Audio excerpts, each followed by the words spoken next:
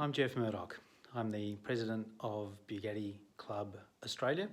I'd like to welcome you to our very short introduction to Bugattis in Australia, and we'll take you through some of the racing, some of the touring, and some of our favourite roads. I hope you enjoy it and the rest of the information provided by Bugatti Trust on Bugattis around the world. Thank you.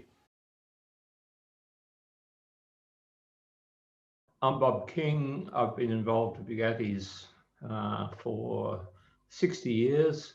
A friend who had Elvis's and things bought a Type 44 and asked me to help him rebuild the engine. And I fell in love with Bugattis then and was desperate to get one. I bought my first Brescia in 1961. And there were a little group of us in Melbourne that had Bugattis and knew each other and were working on them, and we were learning the ropes, literally. Well, about 1964, Cameron McMillan decided it was time to get a club started. And he called meetings. There were about 6 or 8 of us that knew each other, and we went, I remember a meeting in his mum's house, and I'm pretty sure that was 1964. We really were involved in the Vintage Sports Car Club. So all our activity was Vintage Sports Car Club orientated. I ran my Brescia at Rob Roy, the Geelong Speed Trials, those sort of events. And we didn't have any formal club events other than an annual dinner and a biennial rally. The first one was in 66. The second one was 68. I haven't missed one since. Well, I just run through my cars. I've had 2 Brescias, but the most marvellous one was the Anzani Bugatti, which is a Type 35 Bugatti fitted with a twin cam Anzani R1 engine, very much a special, which I raced for years. I owned it for 52 years, eventually restored it back to a Grand Prix and sold it remarkably to the nephew of the person who first bought it, Glenn Kidston's nephew, Simon Kidston, after 52 years of great fun with that car. Other cars, well, I always raced, so I always liked the Grand Prix cars, but there have been some great touring cars, which I've unfortunately sort of tended to miss out on over the years. I had the 57C Adelante in 62, a wonderful car, which is as good as any road anywhere. It's in the northern Victoria, up through Bright to Mount Hotham, Omeo, not in that order necessarily, but and then down the Tambo River to Bairnsdale.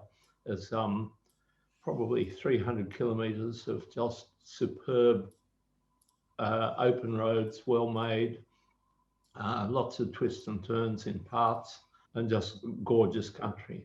5-6 years ago, I did a rally in the Tyrol with John Shellard in his 44, and we did the usual Tyrol stuff, and then that was followed immediately by going with Hugh Conway in his Type 43 on a rally in the Dolomites. Then I came home and I went out to Eastern Victoria in Des Dillon's Hispano Suiza.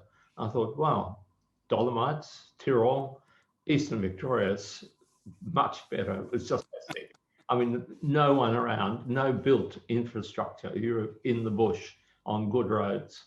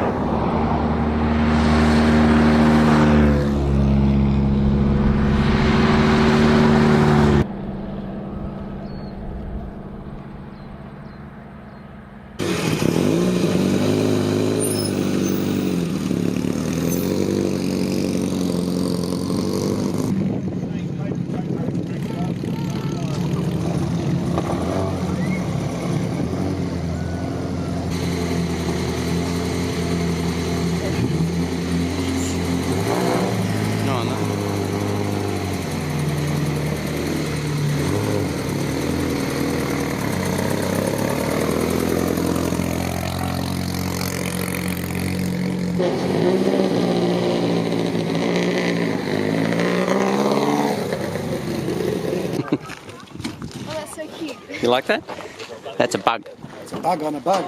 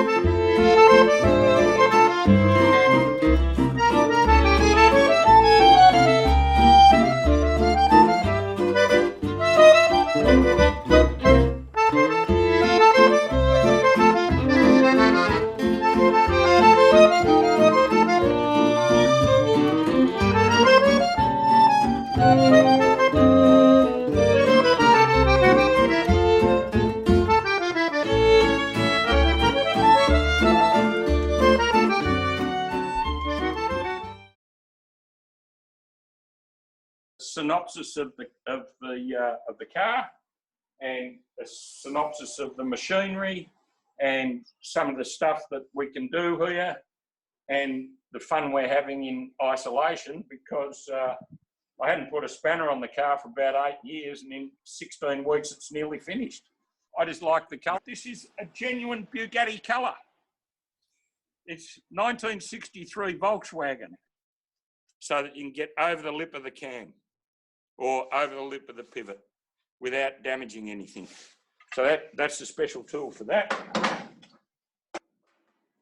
Other things we use, here's a selection of my vices. I do have a few vices. One of the favourites is this one here, which is the eyeball vice. And that's omnidirectional. So it can be set up for any angle.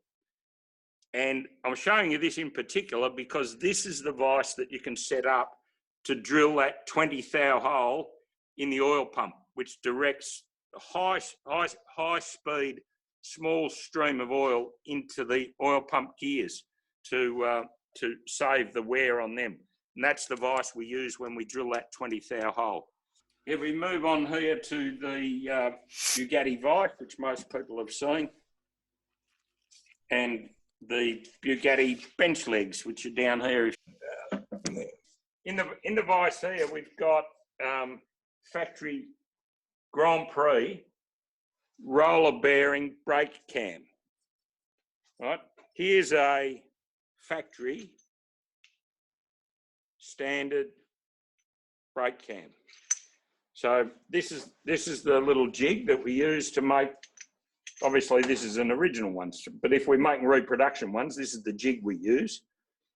But to make a roller bearing Grand Prix one is about 8 times the cost. Very complicated, but they've got a beautiful action. You know, then if you're paying Grand Prix price instead of touring price, that's about the ratio, 8 to 1. That's just a little cross shaft for the brakes. That's one of the bronze plates out of the square drive for the tail shaft, and you can see the square has progressively worn itself into to the point where it's nearly gone through. Then Bob's turned it around and saved it and used it twice, but you can't get a third go. But that's a nice sample there. Over here, we've got the milling machine, and we can do most things in the milling machine. This boring head can actually turn and face. It's a very complicated boring head, but not as complicated as what people do now with those CNC things. And all this is manual. The dividing head that we make all the gears and everything with, and the splines, it's all manual, and you have to do the calculations. But if you know what you're doing and you're patient and careful and double check everything, then you can get the job done. To let oil out, and then I ran it down here so that it drips on the hot cross bun. You've got to keep lubricating them. So, you know, I've put sintered paddles inside on these plates, and then through here, just standard Bugatti plates. But it all fits down in the same thing, right? So it just goes in there like that. Well, it does when it hasn't got a bolt on it. And see all this spare space around here lets all the clutch dust out. So that's basically where we're at.